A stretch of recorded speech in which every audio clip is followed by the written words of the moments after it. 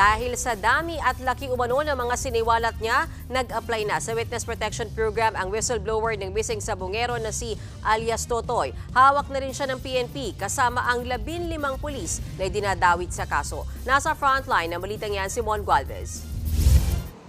Nasa restrictive custody na ng PNP ang 15 pulis ay dinadawit sa sinasabing pagkamatay ng mga nawawalang sabungero.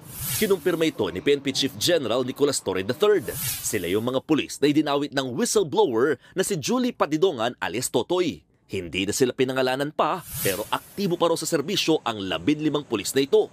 Ang isang araw dyan, Lieutenant Colonel pa ang ranggo. Marami sa kanila is nasa support units, may mga galing sa region, may mga sa APC. Git pa ni Torre, tumugma ang pangalan ng ilan sa mga pulis sa petty cash voucher na isinumitin alias Totoy bilang ebidensya. Kaya posible rin daw na hindi lang ito limitado sa 15 pulis. Hindi namin sila bibigyan ng puwang na paglaruan ng ating hustisya.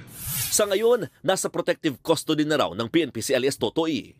Sabi pa ni General Torre, mula nung hepe pa siya ng CIDG ay nakikipag-usap na sa kanila at nagbibigay ng impormasyon si alias Totoy. Mula noon, tinatrabaho na raw nila ang mga nawawalang sabungero. Bukod sa mga pulis, idinawit na rin ni alias Totoy ang ilang opisyal ng Judiciary at ng National Bureau of Investigation o NBI na sangkot umano sa pagkawala ng mga sabungero. Nag-apply na rin sa ngayon si alias Totoy sa Witness Protection Program ng Department of Justice. Bagay na pinag-aaralan na raw ng state prosecutors, lalo't sa kabila ng mga naisiwalat na niya sa media ay wala pa siyang isinusumiting affidavit sa DOJ. Kakausapin din daw ng DOJ mga pulis ay iniuugnay sa pagkawala ng mga sabungero. They will be asked to, siguro, we'll investigate them. Papakausap natin with the assistance of counsel. We'll see how they will react. Bukod naman sa 15 pulis, may listahan din daw ang DOJ ng 20 miyembro ng Alpha Group na iniimbestigahan din sa pagkawala ng mga sabungero. Iba pa raw sila sa itinuturong mastermind na si Atong Ang at sa isa pang idinadawit na si Gretchen Barreto. Hindi pwedeng meron pong nagmamaladyos dito sa ating lipunan na magdidesisyon kung sino mabubuhay at sino mamamatay. Hindi ko pwede yun. Nagbabalita mula sa Frontline, Mon Gualvez, News 5.